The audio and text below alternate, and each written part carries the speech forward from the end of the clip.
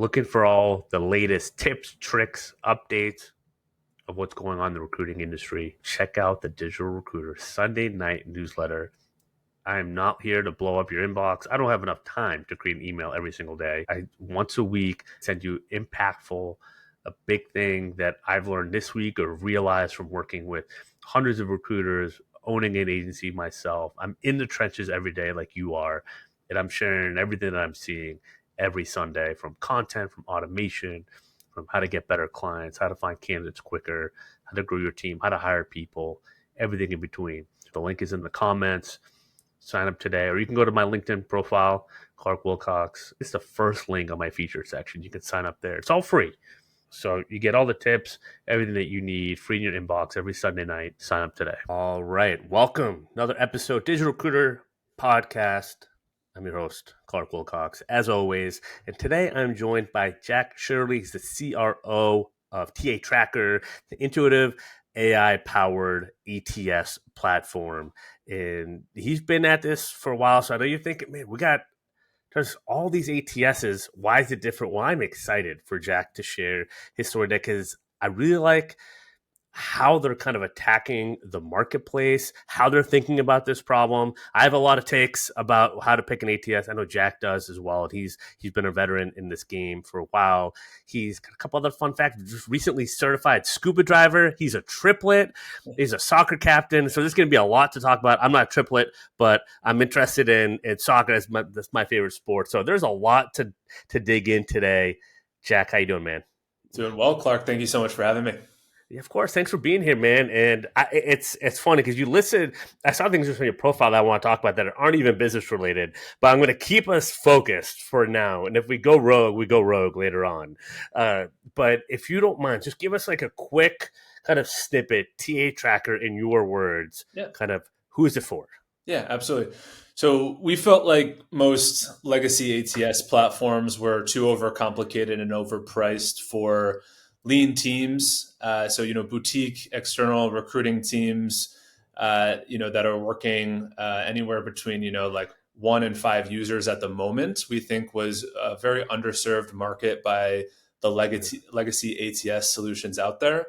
So we built this system for those teams that are working high touch, likely working in executive search primarily, not super high volume, and need something very intuitive and something easy to use. So that's why we brought TA Tracker to market. And we think that this has been a really effective solution for teams that, as I was mentioning to you earlier, do not need an elephant gun to kill an ant. Need something pretty easy and doesn't require the enterprise level setup or configuration by some other ATS solutions out there. It's interesting you say that because I give this advice often, as recently as I would say last week. I remember specifically with a coaching call where I get asked all the time, well, what ATS should I sign up for? And it's a loaded question. And I have realized over the last few years of doing this on the coaching consulting side is my answer goes, pick the 3 things you really needed to do, demand that someone show you how it's going to do those things, right? That the ATS rep does those, and then don't worry about the rest of the noise because there is a lot of the noise. And so I was like, but here's 5 companies you should talk to. And that's how I go. I don't tell them which one to pick or anything else, but, and look for customer service and all those other things. So it's interesting that you say that, right? Don't bring the elephant gun to kill an ant. What are you, when you've seen that problem, and you're going to have, that user is a lot of our listeners on Digital Recruiter podcast. Yep. So like, what do you mean by that? Right. Cause I know you've been at this for a while. Like, what do you mean by that? What does that look like in reality? Yeah, absolutely. I think a lot of founder-led companies inherently in this situation are thinking as well about cost, right? So I think there's a product element. There's also a cost effectiveness issue. I'll start on the cost side. What I see a lot with these lean teams is they're paying a decent amount of money. It could be something like $200 per user per month. And yet they're using 40% of what their current ATS has to offer, right? So I think just from the cost effectiveness math, looking at it that way, there needs to be a better solution there. But more importantly, from a usability standpoint and like a productivity standpoint, I think it's really important to use a platform that provides what you need, but not a whole lot more. And I can relate to this now because when I joined TA Tracker in February of this year, I was in the position to actually buy my first CRM. Every other sales organization that I was a part of prior, I was being plugged into a CRM, namely HubSpot, Salesforce, and others. And now that I was empowered to actually make this decision, just like many founders are today who own boutique search firms and could perhaps be solopreneurs, I'm looking out for different things now, right? I'm looking about, obviously what the cost is, what is provided in this platform that's going to allow me to move quickly through my job, right? A platform like HubSpot, for example, which many of us know, and as well as Salesforce, these are behemoths. There's like so many different modules and buttons that are designed to serve so many different purposes for large teams. And it's that clutter that can actually slow people down when using a system.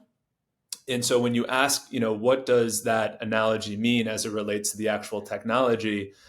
I would say it's simply, a intuitive, clean interface where everything that's presented to you on the screen actually provides value, right? Another example I would give would be so often with these lean teams, they're being provided these reports, analytics, configurations in firm settings that only apply to teams of 15 users, 20 users and above, right? When you strip that away, it really provides a more seamless experience to the user and allows them to move quicker through the platform.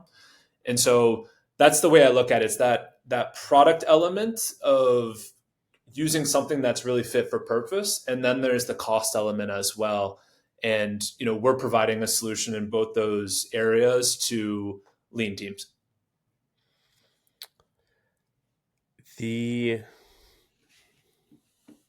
So if the pushback, right? If we think about pushback, but like, what if I need those features at some point, Sure. Jack? Right? If I'm building to scale, what Mm-hmm. then am I going to have to switch? Yeah, absolutely. These are one of the really important questions I think a search firm and a founder really should be thinking about when they're procuring new technology, right? Yeah. I think that these are the types of questions that they should be asking of their vendors when they're in an evaluation process, right? These are my needs today. These are what my needs might look like in 12 months, 24 months, 36 months and beyond.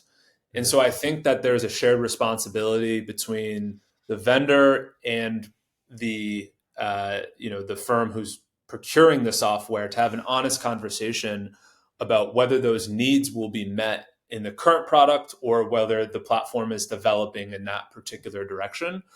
But I agree with you. It is an important conversation. I think ultimately you are in some ways, and I'll use a buzzword here we all like to use in our conversations, is you are future-proofing your business, right? You are purchasing technology that is not only going to solve your challenges today, but will solve your challenges in a year from now as well.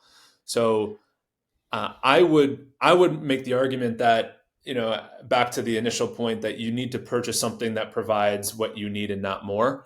I think that what you need includes not only what you need now, but what you need in 12 months, right? I think that's part of that same conversation. And I'm glad you brought that up because I don't think enough people bring that up in software evaluations. What their needs look like, or at least having that conversation with the vendor. They might not know what their needs look like in 12 months, but I think it's important for the vendor like myself to share stories with those people and let them know, hey, teams of two that have scaled up to being teams of six usually have these sets of needs.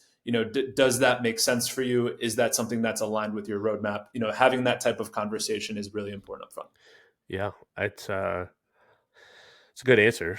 I think it's a, a real answer to your point. It's not brought up enough, and I think what you said, like the vendor taking responsibility to have that conversation, whereas a lot of vendors, especially, it's you guys are bootstrapped, and some of these companies will take in money, and then what happens when you got to take in money? Well, you got to go figure out how to make money for people and stuff like that, right? So I've seen that in real time the last few years change fundamentally how a couple companies approach their sales process and their customer service process, really most importantly, and how they treat buying customers, which is always really interesting. And there is a lot of noise of like what you need to do, but man, I posted about it today. I think it was like the tortoise and the hare of like, and the hare just like posting the shiny object syndrome, right? Just looking right at it. And I've seen people scale with Google Sheets as their ATS, right? Now, it's not the recommended best practices for everyone for a certain time. Like, you're going to want some software.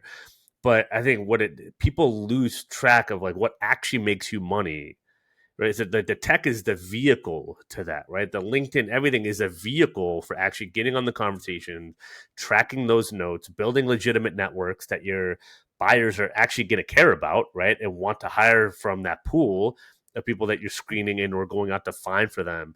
It's so easy to get lost in the AI noise and the everything else that the people that actually just staying focused on the job are the ones that are making money. Like, it might be a tough market for some, but not a tough market for everyone. There's some people that are like, "What are you talking about with tough market?" Like, I'm getting along just fine.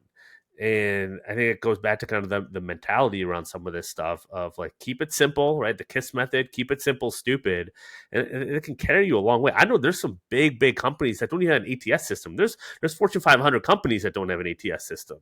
Not to say that you should follow in their footsteps, but to the point, like, it should help you keep you organized, structured, probably manage your team better as you scale it, which I know that's what your platform is geared towards.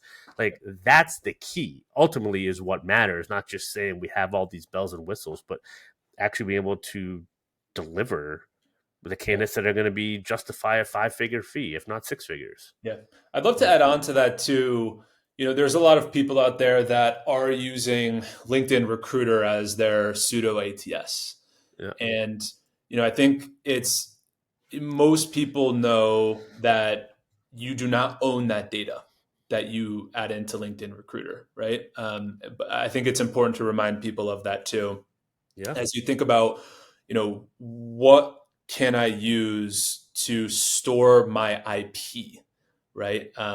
LinkedIn Recruiter in some ways is not a solution because you're not able to extract all of that data in a seamless way out of the system. And these are a couple points that I think everyone should be aware of. One is, as a search firm and really as an organization as well, if you're an internal TA team, the IP that you store on candidates, your notes on them, ghost data that doesn't live on LinkedIn, uh, relationships with people who were the silver medalist candidates on similar search projects from the past. All of that data is so key to the valuation of a search firm, to the value of an internal talent team.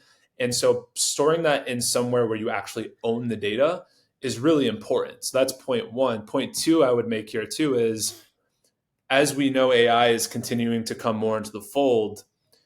The more data that you're able to store and own and layer AI on top of, the more value you're going to get out of that data too, right? Yeah. So I think that this is increasing the importance for people to own their data and to make sure that it's quality data as well, right? Yeah.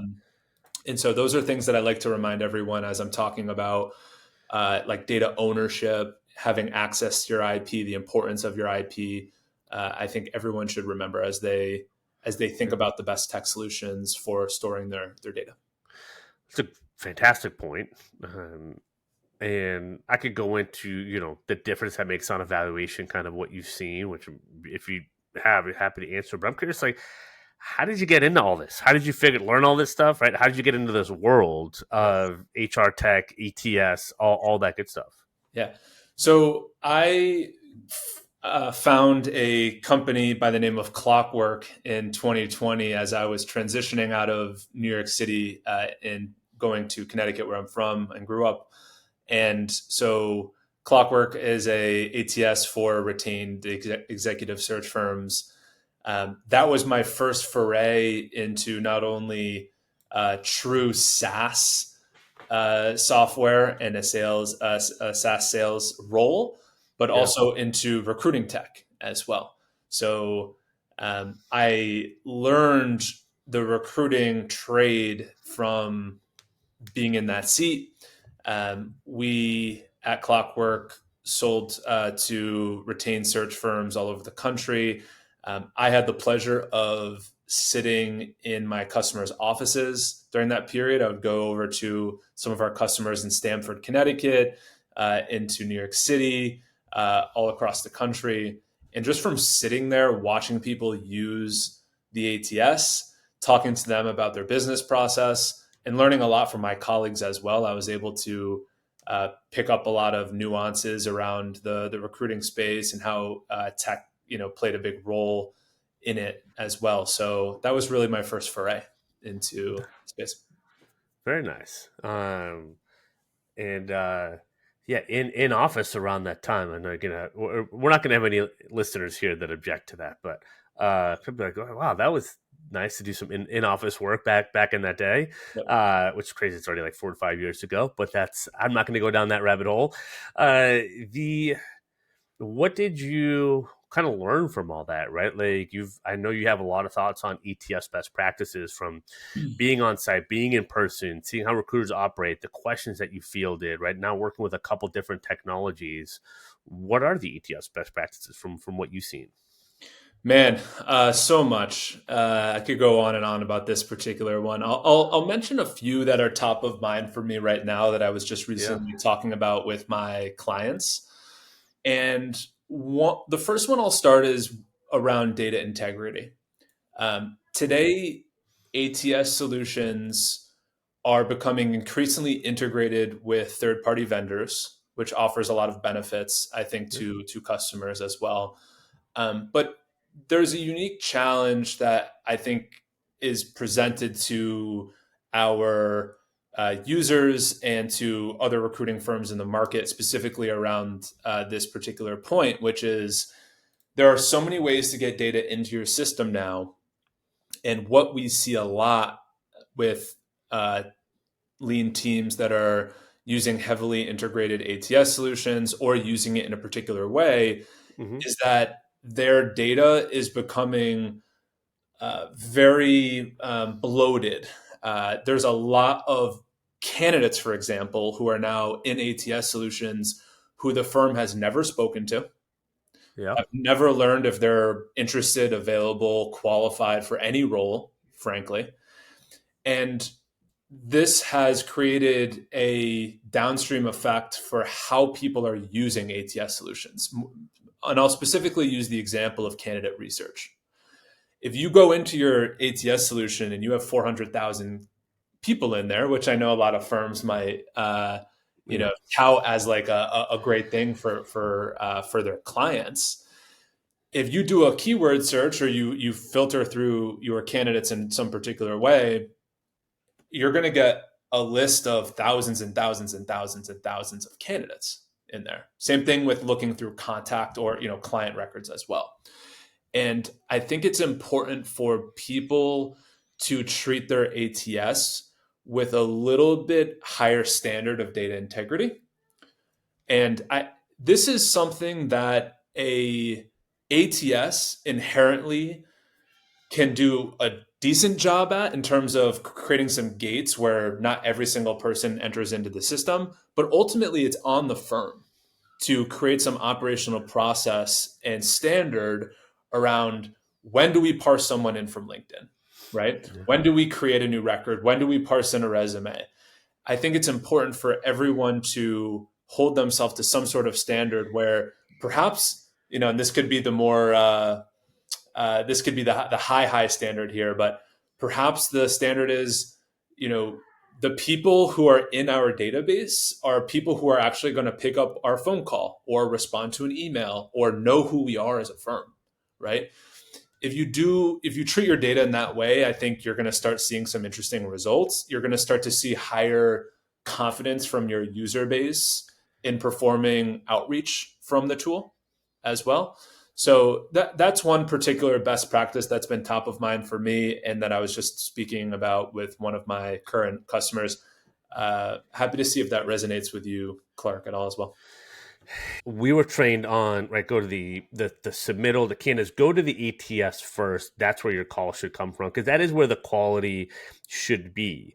Now, as strict as getting to only allow people in there that you've talked to, well, I don't know, you might get some pushback on that piece of it, because it depends, right? If I have an LinkedIn outreach campaign that's automated, that's very intentional, 100 people that are really targeted, I might want all those people in there to be able to track who connected, who replied, who didn't reply, everything else.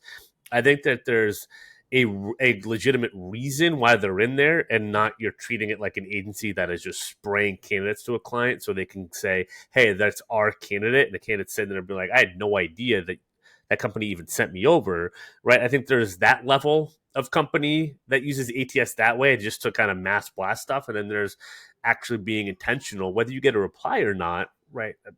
Who knows? But at least there's a purpose for doing the outreach.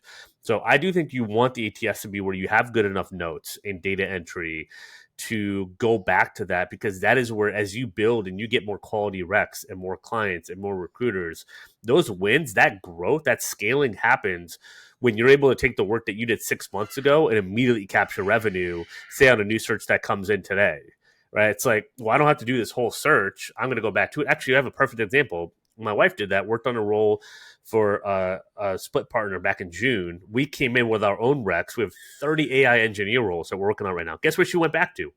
The 100 people she did outreach to. She went to all the people that interviewed first, then submitted, then did this, and she already has multiple people in the interview process within days beyond that. And like, that is how you should be using your Yep. systems. And if you do that, then you can build out as you need to, but you're gonna get a ton of ROI on your systems if you have that as kind of your SOP, if you will. Yep. Yep. Absolutely. I think it also applies on the business development side too, right? Capturing client activity, making sure that this is your true system of record. It's important, especially for executive search firms, to be tracking their business development in the system. We know that those, candidates who you are placing today could become your clients tomorrow. There's that balancing of not only tracking candidate but client activity, and I think that if you hold some of that, top of funnel outreach, in data integrity as well within the system, I think that's going to benefit you as well. It's interesting. Some people will use a separate system that's outside of their ATS to handle their top of funnel. I know I was listening to the episode with Connor Klein, pin.com, Yeah, recently. Great episode, by the way. Shout out to thank Connor. you. I think, using a tool like Pin that can handle that top of funnel is really, really effective. And having the people who shoot out of that in a meaningful way and into your ATS is something that everyone should be cognizant of as well. Yes. If you're using a top of funnel mass mailing tool, there's so many out there in the market. I think you need to ask yourself, does it make sense for us to run a similar process in our ATS, or should we have those two tools potentially separate? Perhaps there's some sort of light integration between the two that can track emails over as well. But do we want to bring over every single person we're sending an email to through that tool? Is it okay for there to be some separation? It really depends on the firm and their feel, but I think it's something that at least everyone should be considering as a best practice. It's interesting because, I mean, everything you're talking about now is establishing nuance, right? That there's nuance for different firms and different types of firms, and what your goals that they're looking to accomplish are. Like, what are some of the kind of other nuances and things? Because it sounds like, I mean, you're working with people pretty hands on to figure out like really mapping out what makes sense for them, Yeah. right? So like, what are some of the other ones that you've seen that are we get to people have to take under consideration? Yeah, yeah, absolutely. So the nuances that I would point to as it relates to external search firms would really start on what the search model is for the firm, right? Are they retained? Are they contingent? Is there a mix between the two? Are they doing RPO, et cetera? The nuances as it relates, mapping that search model to the technology is very, very interesting. It can be anything from what the candidate status should be, right? We all know that the term submitted is something that, a contingent recruiter will typically want to see. To that point as well, a contingency recruiter is always going to want to see data on the number of submittals by recruiter on each search project, over the course of a month or 2 months, et cetera. A retained firm might not want that as much, right? They might be looking at other data. And so it can be something as basic as, what the candidate statuses should be in your ATS. That'll differ in terms of search model, to what the reports should look like, to even the UI. It's interesting. This is my anecdotal research. It's not backed by any sort of real data, but I have found that there's a slight difference between how a retained firm actually likes to visualize data within a search project versus what a contingency recruiter typically likes to see and how the data is organized. Specifically, I've seen that most contingency recruiters like to see the data in a more linear fashion using a Kanban or Trello type board where you are moving a card from one stage to the next. And a lot of the retained firms actually like to see the data in more of a list view where they're doing a little bit more. There's like a little bit more analysis, qualification, sorting, filtering, which a table format typically provides more of. And so the nuances can vary greatly across the search model, and that's just talking about the external recruiting, right?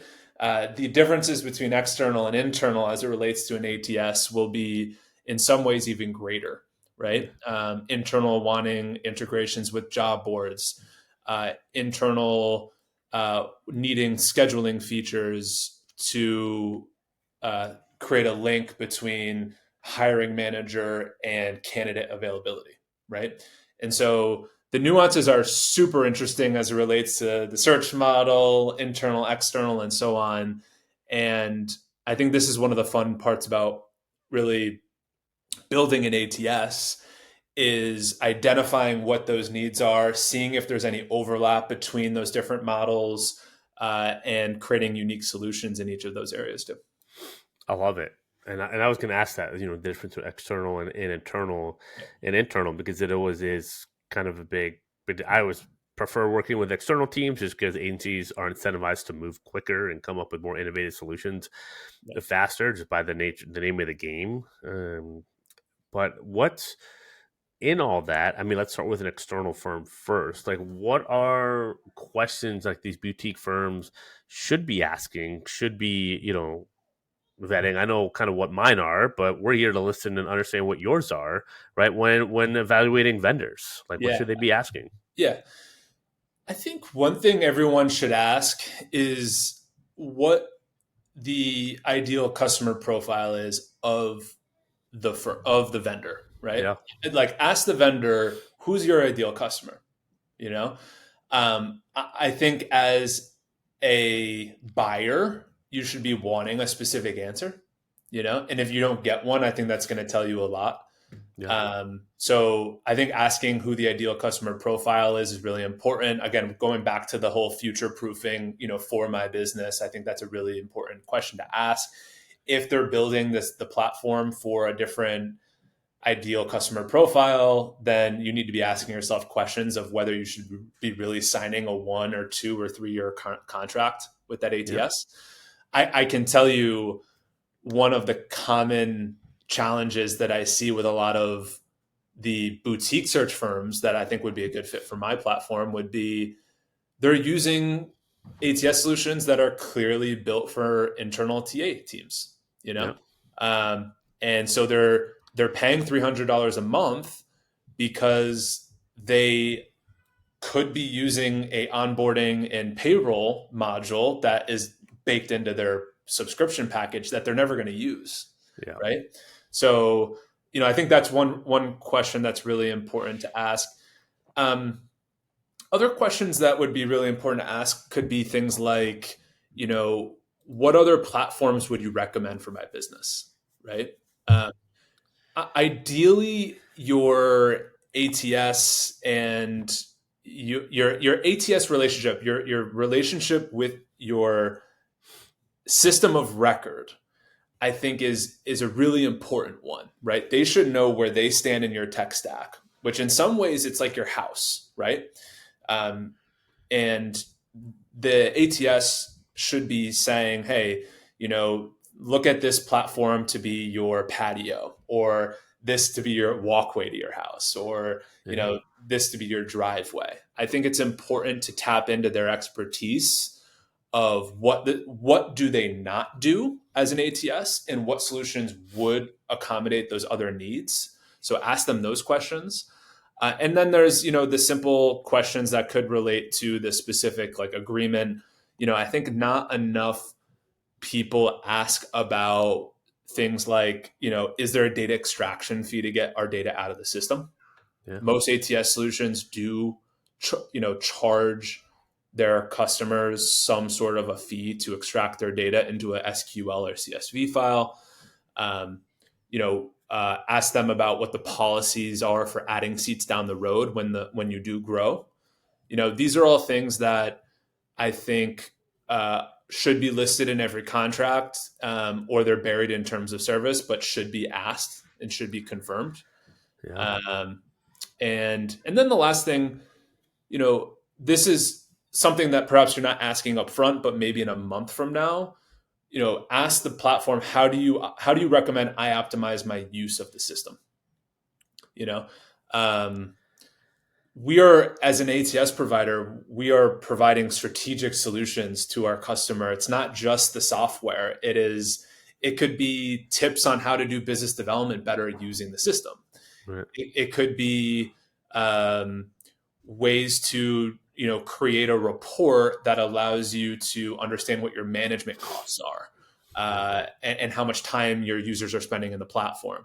I think it's really important to lean on your ATS provider to ask for those things. Even if you don't know what the answers could be, at least have that discussion with them and see what they have to say. This is one of the most enjoyable parts of my job personally, are these types of questions, because we're at a stage right now where customers work directly with me. So I like to do this more strategic consulting with them. Most other ATS solutions have a more junior account management, customer success person, support person overseas that's supporting the account. Because I've had so much experience in consulting search firms as it relates to the use of their technology, I'm well equipped to provide recommendations to my customers in this particular domain. So Yeah. it's something I personally geek out on and love. But I'd be curious to hear, Clark, Yeah. you mentioned you have some questions that you like to ask vendors. I'd be curious to know what they are too. My well, you hit a lot of them. I always ask, like, what does what's a transfer, like, how are you going to hold my hand in transferring my data and like setting up whatever it needs to be set up, right? And I think that's where I can do it if I need to. I don't like to do it. I'd rather just like have it as part of what I'm paying, or pay for the integration. I think a lot of what I've seen is integrations not go smoothly, or a lot of promises that we're going to transfer your stuff over for you, and then it kind of just gets like lost in the shuffle because they're really just trying to sell and sign the contract. Yeah. And I've heard that way too often. So Yeah. that's simply my question: like, what does that process look like? Right? Yeah. If I switch over to TA Tracker, what happens? Yeah, absolutely.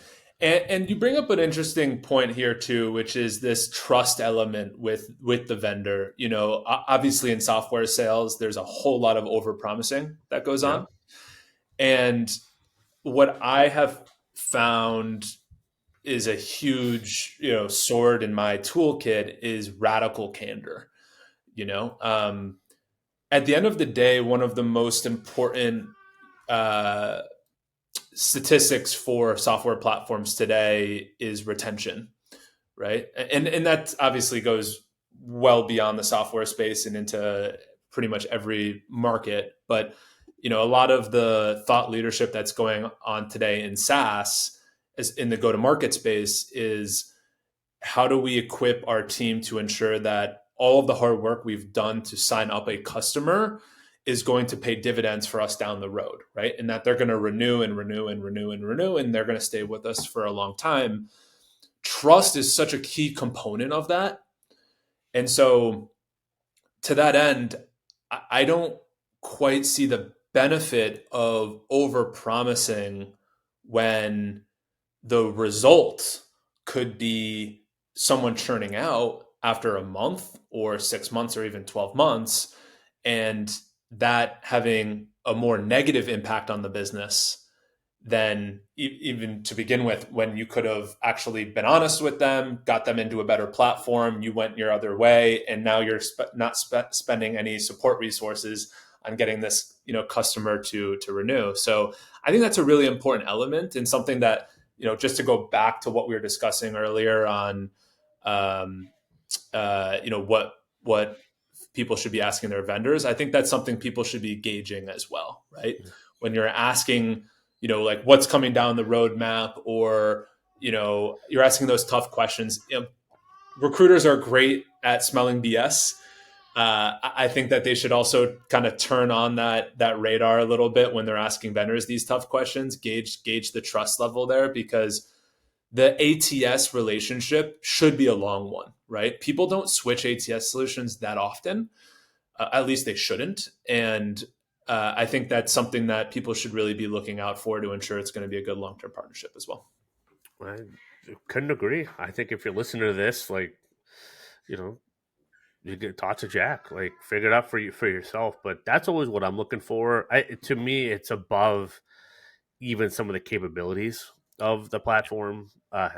It just it just is, because then at least I can like figure stuff out with someone, and people like that. That matters to me on the coaching side. It's, I guess if I were to use a fancy term for it, expectation management is probably a big one, right? If I were to really crystallize it to a phrase, would be that, and how you vet out, ATS, HR tech, or just tech in general, coaches, consultants.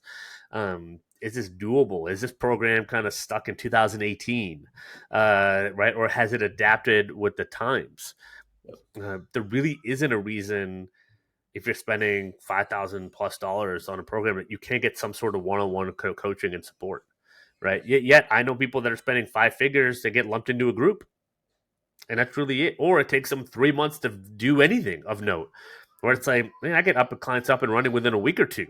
LinkedIn, new profile, outreach, automation going, content going, that's already capturing leads, right? And inbound. And it's the people, oh, the content takes a while. Maybe, but if you're the right person with the right niche and the right story, that you haven't activated your network ever really, or in an appropriate way that makes them actually want to buy from you, you have no idea what you might be missing on one post done correctly. Mhm.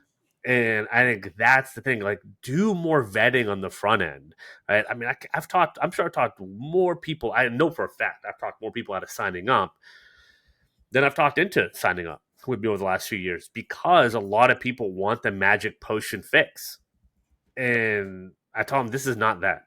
Right. And maybe people snuck in 3, 4 years ago because I didn't know any better.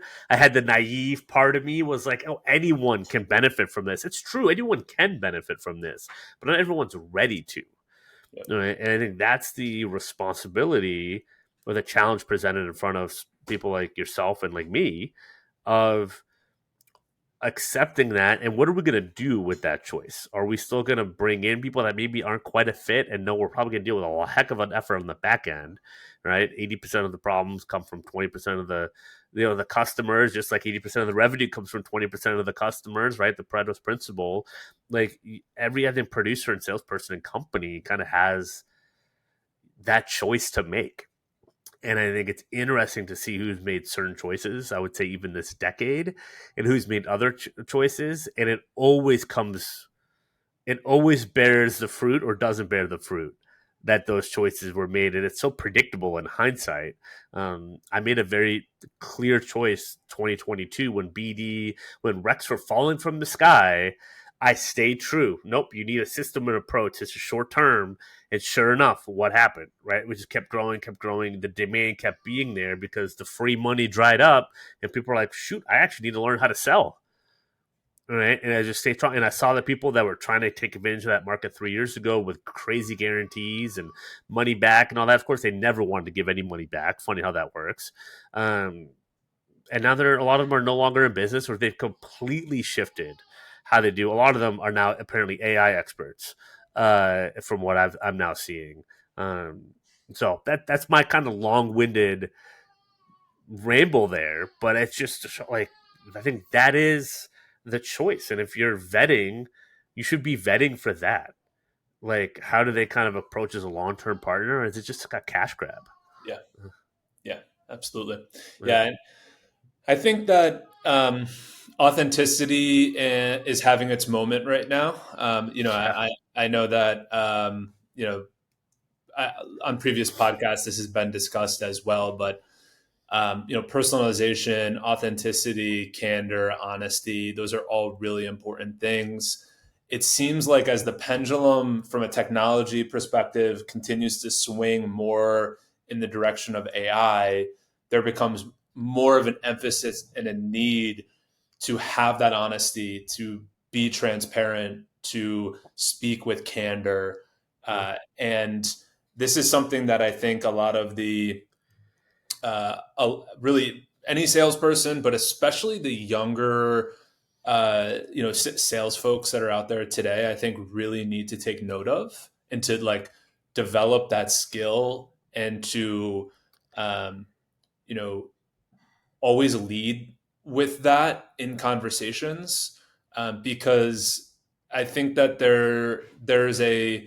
there's somewhat of like a skeptic nature from a lot of people who are looking at so many different software tools today that this tool will change your life and become the greatest thing since sliced bread, but to effectively sell today with all of the new modern technology that's out there, you need to bring the human element to the table, right?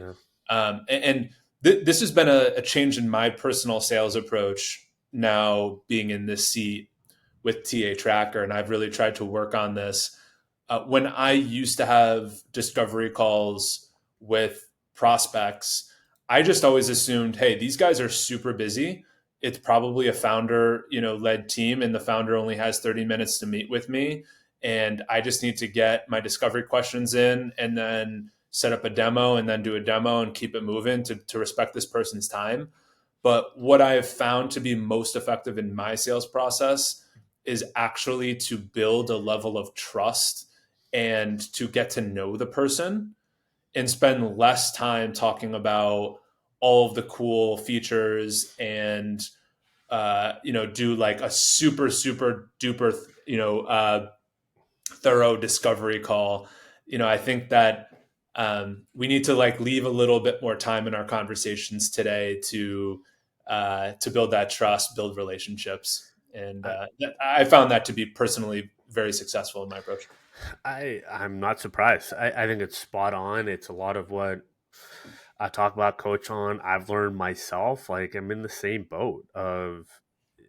I think the way I've been coaching on it, especially this summer, has been the market is now very, I would say, problem and solution aware when it comes to an ATS, especially. Also now when it comes to recruitment coaching and recruitment marketing, right? There's been a flood of people have tried things the last few years, right? I think ATS for sure first, and then now more recently recruitment coaching and marketing, of which yours truly is a big part of that, which is great, right? It's a double-edged sword. But so what I coach on people is like advance the conversation.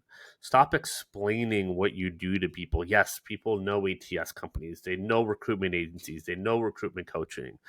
But show them that you're in the game. Show them that you're in the field. So let me guess, like with ATS, why are we talking? Like the last thing you want to do is switch over to another platform. So like, and to your point, you are a founder, you got a lot going on. Why are we talking about this today? Right, and kind of going from there, right? Or the last thing you want to do is work with another recruiting agency. So why are we talking, right? Or same thing with the recruitment coach. And just lean into people's exhaustion with the market because they are just trying to figure it out. Mhm. And it's kind of just like, am I going to find a vendor, a service provider that just gets it? Mhm. And if you start there, and if you build your whole approach knowing that about your market, it's a game changer. And it kind of is industry proof as long as you're a service provider. It's because we're all exhausted with our phones, our spam texts, our spam emails, everything else. There's just exhaustion in general. So address the real elephant in the room, which is that. And then if we discover that's like, hey, we get along to your point of trust, it's like if I'm the founder, like sure, I'm busy and I can always make my schedule busier if I need to. But if you're gonna answer the ATS question for me once and for all, I got an hour for you. Yeah. You Yep. know what I mean? Like and that's what I have found. And I think I'm glad you brought that up because it's so true.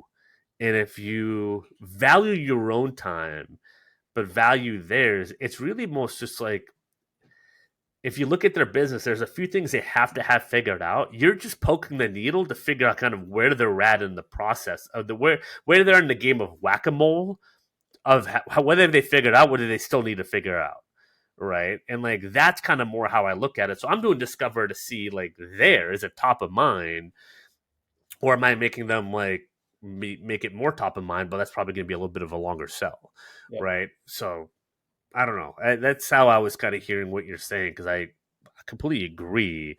I think that's what the market is telling all of us if we were just listening. Yep. Absolutely. So I love it. What else we got that you want to share? I mean, we got a couple minutes. Like words of advice from working with a lot of agencies, like you have. Word of advice for selling in this market. Like, what do you got to share for with the people? Hmm.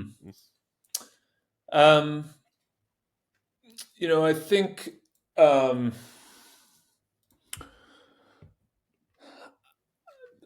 there's a lot. Two things particular come to mind, or at least that have been top of mind for me this week. And one of them is to continue to be curious out there from a technology standpoint. I get the feeling that our collective market of boutique executive or boutique recruiting firms, a lot of those founders feel like they're somewhat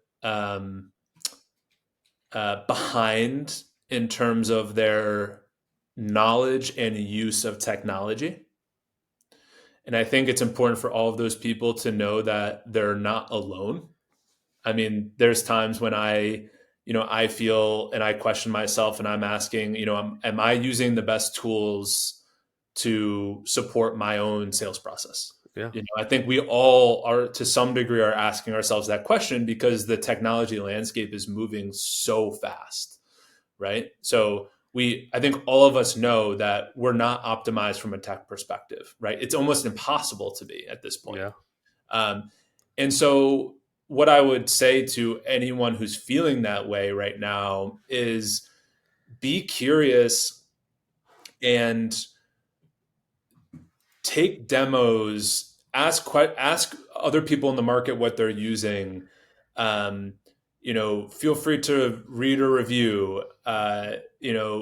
Connect with a leader within a software organization, not from a typical sales process. Just like have a conversation. I'm sure they're going to look at it as like this could be a potential sale for me at some point down the road. But you don't necessarily need to look at it that way. You can ask for their time and just ask them what the best tools are in the market. You know, the more curious you are from a technology standpoint, the more confident you will be that yeah. you know what the solutions are that are out there. And I think it's important for especially those seasoned people who have been in the space for a while to continue to do that. I am so amazed at some of the search firms that I've run into in the last 6 months. A firm that's been owned by the same founder for 40 plus years, and they have their nose in all of the newest technology out there. Perhaps they're not using it all, but they're at least like looking and seeing Mm. what's out there. I'm amazed at those situations because, I think there's a whole lot of their peers who are probably chalking it up to say, you know what, like I'm selling the business in 3 years or 4 years anyways. I'll I don't have the time for this. I don't understand it. I'm not even going to bother. But I think the firms that are like doing the best and are the most competitive and that they're staying, uh, at the front of their little niche and market, and that are giving their valuation the best chance of success when it comes to potentially a M&A Yep. are the ones that are looking into technology and are being curious and having conversations with people and participating in LinkedIn around these technology discussions as well. This is me telling myself I need to do better at this. And this is also me telling everyone else out there it's okay to be curious and to, you know, to play around with the market, see what's out there, and just become more informed.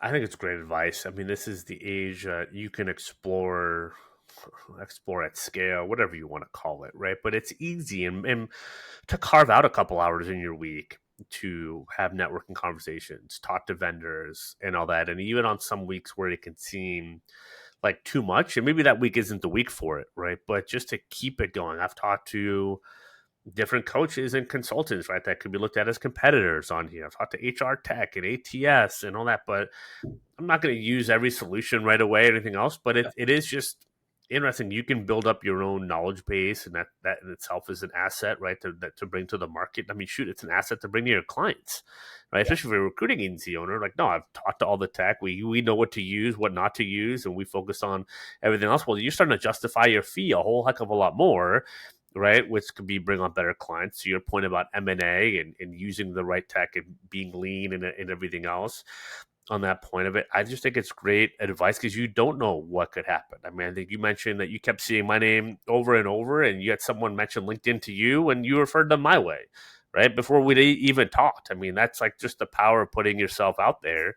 And then I was like, well, that was super cool. Like, why don't you come on the podcast, right? And you're not trying to sell anything, anything else like that. To me, it was just like you did a solid, right? And thought of me, and I was like, well, let's record. Like, I'm curious as to a mind that refers someone without even knowing me personally. I thought that was super cool. You opened up your own door to this and on my radar, and I think that's a lesson that everyone has that opportunity nowadays. I see people leveraging it. I see people don't. Greg Fisher's another example. He does the offshoring consulting and placements. He did the same thing with my LinkedIn comment section, and now he went on the podcast. We partnered up on a couple things this year. I'm probably going to fly out to meet him and do some work together. Like, it can happen that quick, and the opportunity is out there. You can create it for yourself. And I think if you don't expect all this stuff like a sale or anything like that to happen all at once, it's amazing what you can lay the groundworks to if you just do that consistently, a little bit by little bit by little. Especially if you're going to be here for the long game, like, which most everyone I talk to they say mentally at least they are. So, like, act like it. Those are simple ways to act like it, and man, it can really work in your favor. Absolutely. Yeah. And appreciate you taking our referrals and treating them well and providing them a good service and good advice. The a little tip out there for people as it relates to some outreach messages to prospects. Like, one message that I always say to folks that I'm reaching out to is I am a resource, keyword resource for solopreneurs and boutique search firms. And I thought it'd be great to connect. And I mean that because I know so many great service providers in this space for boutique search firms and solopreneurs like yourself. Yeah. And so meeting you, understanding your services, and doing the same with others, like meeting with Connor at Pin, meeting with other great service providers in this space who provide solutions to customers like mine. Like those are huge wins for me, and Yeah. that I think everyone should have in their toolkit, which are, you're not just providing your core service, you're able to provide services to all of their other needs that they may have, or at least point them in the right direction to support their business and grow their business. So super glad we met, and excited to continue to build the relationship, and throw anyone your way who needs some help. Well, I appreciate that, and likewise, and I mean that right now. We're gonna have Jack's LinkedIn URL in the episode description, so connect with them, book a demo, especially if you aren't happy with your ATS. If you're thinking about ATS, obviously, as you heard from this episode, he's gonna point you in the right direction, which is he's gonna give you some things to think about and consider. So book a call. It's gonna be great. I stand to have no benefit from that. So just click on it, book a call with them, and have that conversation. It'll be great for you. Jack, appreciate you just being on here and sharing your knowledge, and excited to kind of continue following the journey of TA Tracker and you and talking to you. I mean, this has been great. So there's a ton of value for the listeners. So thank you again. Appreciate your time, man. Likewise, thanks for having me, Clark. Of course, leave a review if you got some value from this, which I know you did. So leave a nice review, 5 stars, all that good stuff. Until next time, y'all, happy hunting.